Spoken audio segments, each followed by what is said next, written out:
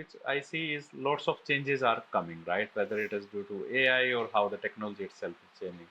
Do you also see the same change coming for the talent engagement space as well? And do you also see, like, the in the future, whether there will be a human as part of the process in the loop, or it will be completely driven by the AI itself? नहीं. So मैं जितना मैं समझ पाई हूँ in my vast career experience, मैं इतना ही कहूंगी sir, AI is just like another tool. AI definitely is more intelligent. AI definitely can give you formulas. AI definitely can give you solutions right away. But जो एक touch होता है ना, human touch, देखो आप जब तक एक एम्प्लॉई से, अगर आपको किसी कंपनी को एक कैंडिडेट को सेल करना है, सेल इन द सेंस कि उसके यहाँ एक एम्प्लॉई को ज्वाइन कराना है, जब तक आप उसे कंपनी सही से समझाओगे नहीं, सही से सेल नहीं करोगे, कोई भी ब्रांड है मेरे प्लेटफॉर्म पर आने पर जब तक उसको वो वैल्यू नहीं मिलेगी तब तक वो कभी भी उससे जुड़ नहीं सकता है. वो जुड़ेगा नहीं तो वो इन्वेस्ट नहीं करेगा, वो इन्वेस्ट नहीं करेगा तो कभी भी वो एंगेजमेंट बन ही नहीं पाएगी, कनेक्ट नहीं बन पाएगा. अब वो काम कोई भी AI टूल नहीं कर सकता है.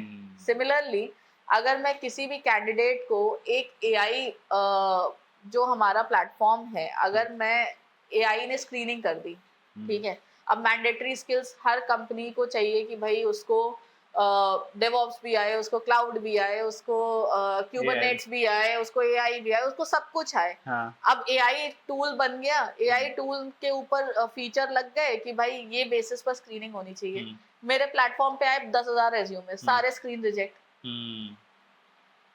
AI टूल ने तो ऑटो रिजेक्ट कर दिया ना.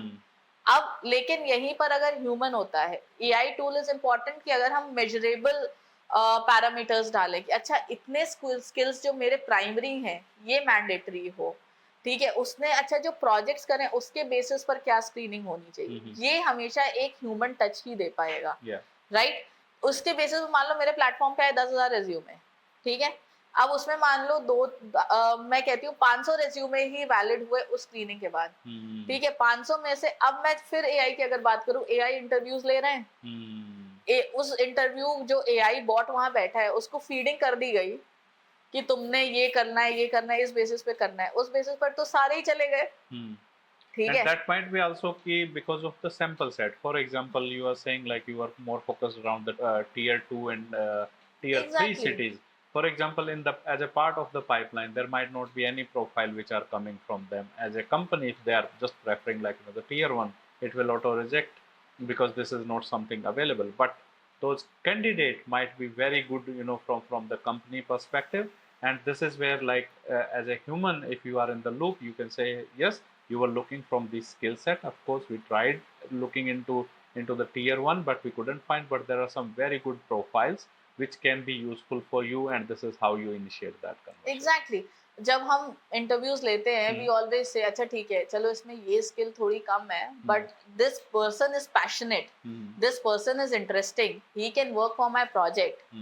एंड स्पेशली फॉर फ्रेशर्स, आज तो जमाना स्किल का हो गया है. हमारे टाइम पर when I was a fresher, I was hired because of my communication skills, right, because that was the parameter of hiring, right. HCL में I got placed and that was the parameter for my hiring, right. Now as a fresher मेरा वो parameter था, तो someone there gave me a chance, right, कि भाई ठीक है इसको आता नहीं है, मैं ट्रेन करूंगा या करूंगी, मेरी टीम ट्रेन करेगी और ये कुछ ना कुछ कर लेगी. And I would thank that person that day, that अगर उन्होंने मेरे को वो मौका नहीं दिया होता मैं यहाँ नहीं बैठी होती, राइट. आज अगर हम सब कुछ AI बेस्ड कर देंगे, सो दैट 1% जिनको 1% लोगों को जिनको चांस मिलता है just because of some skill, वो रह जाएगा. वो रह गया तो फिर सर मतलब ह्यूमन टच तो एकदम ही चला गया ना. और वो पॉसिबल नहीं है, आप बहुत इन्वेस्टमेंट लगेगा और वो ह्यूमन टच कभी क्रिएट नहीं हो पाएगा. And this is exactly the impact as well, right? Because of someone who is getting an opportunity, and if he's losing that opportunity, there is a big impact to him, which we can't really just say here because of AI did that. That is why the human in the loop is more important, specifically as we are advancing with the technology. Yes, agreed. Yeah. So Sangha, like I know you work very closely with the students, you also work very closely with the institution as well as the companies, etc. What is the key piece of advice which you will give to the upcoming college professionals or who are just starting their career? What are the skill set, etc.? What are the the knowledge building, etc., which they should be doing? Right. So I would just say, sky से ऊपर भी कुछ होता है, so that is the limit for you. Just keep exploring. Failures सबकी life में आते हैं, हमारी लाइफ में भी बहुत फेलियर्स आए हैं, हमारी जॉब्स में भी आए हैं, हमें भी ऐसा एक्सपीरियंस आया है लोगों से कि you cannot do it.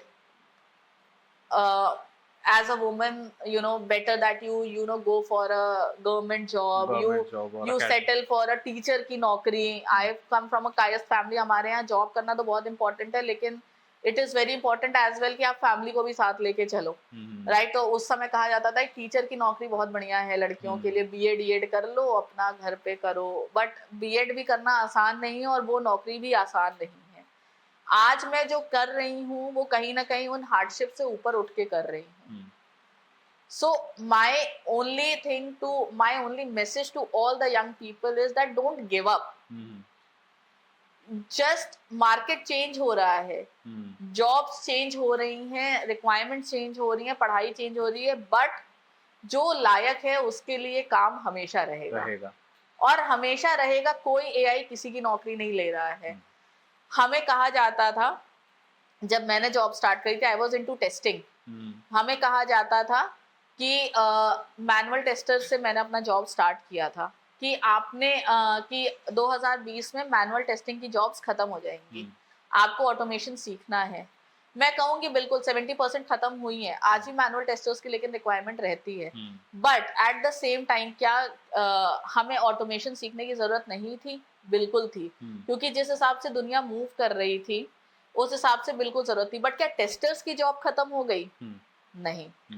आज भी कंपनीज में टेस्टिंग की जॉब है. इनफैक्ट जो डेवलपर्स है उन्हें भी कहा जा रहा है आप स्किल्ड हो टेस्टिंग में, क्योंकि testing is the end goal, and product. जब तक आप एंड प्रोडक्ट की टेस्टिंग नहीं करोगे वो प्रोडक्शन पे जा ही नहीं सकता है, राइट?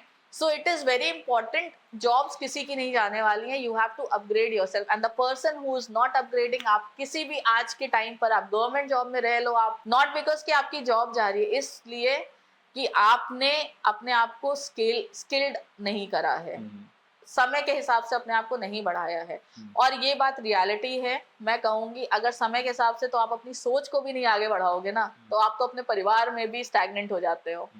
आपकी लोग सुनना बंद कर देते हैं, आपसे लोग दूरी बनाना शुरू कर देते हैं. अगर आप 2025 के समय पर 1962 की बात करोगे तो कहीं ना कहीं आज आपको अपने परिवार में भी रिटेंशन फील होगा. वहां पर ले ऑफ्स नहीं होते हैं, वहां पर रिटेंशन होते हैं, राइट? सो ये मेरा मैसेज है सारे ही यंग प्रोफेशनल्स, अपकमिंग प्रोफेशनल्स सभी को. जी.